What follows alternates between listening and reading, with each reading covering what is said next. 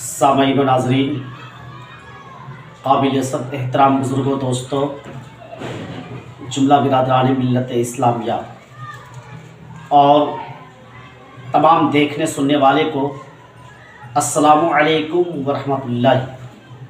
कैसे हैं आप? फिर मैं आपके रूबरू, आपके आमने सामने एक वीडियो के साथ आज मैं एक ख़ास बातें पेश करने वाला हूँ। वो ख़ास बातें ये है जी कि माह शाबानुल मुअज़्ज़म की 15वीं तारीख़ को शब बारात क्यों कहते हैं,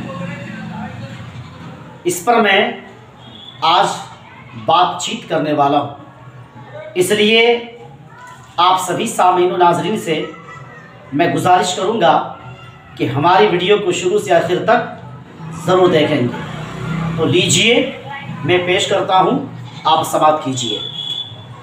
शब बारात एक ऐसी मुबारक रात है, एक ऐसी बरकत वाली रात है, एक ऐसी रहमत वाली रात है कि अल्लाह तबारक व तआला इस रहमत बरकत वाली रात में बंदों की दुआओं को कबूल फरमाता है और तलब से सिवा अता फरमाता है। मांगने से ज़्यादा अल्लाह तबारक व तआला माह शाबानुल मुअज़्ज़म की 15वीं शब में, 15वीं तारीख़ में, 15वीं रात में अल्लाह तबारक व तआला अता फरमाता है। बेशुमार रहमत व बरकत नुज़ूल फरमाता है। इसी मुबारक व मसरूद रात में उम्र में बरकत, रोज़ी में कुशादगी और अल्लाह तबारक व तआला अपनी कुदरत कामला से अहले ईमान को सेहत व तंदुरुस्ती की ज़िंदगी नसीब करता है। रही बात शब बारात को, शब बारात क्यों कहा जाता है, तो आप इसे समाअत करें जी।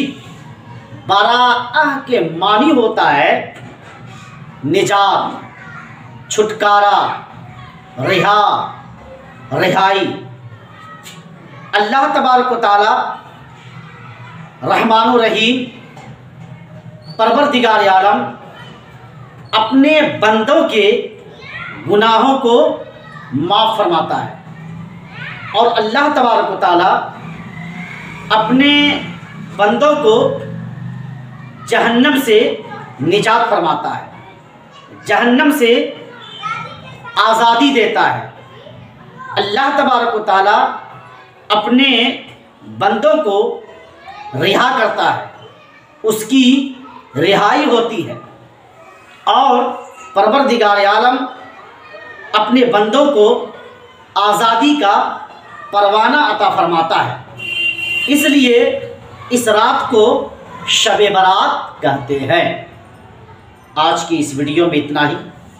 आइंदा फिर इस तरह की वीडियो के साथ आप सभी सामीन व नाज़रीन से मुलाकात करूँगा। जब तक खुदा हाफिज़, अस्सलामु अलैकुम।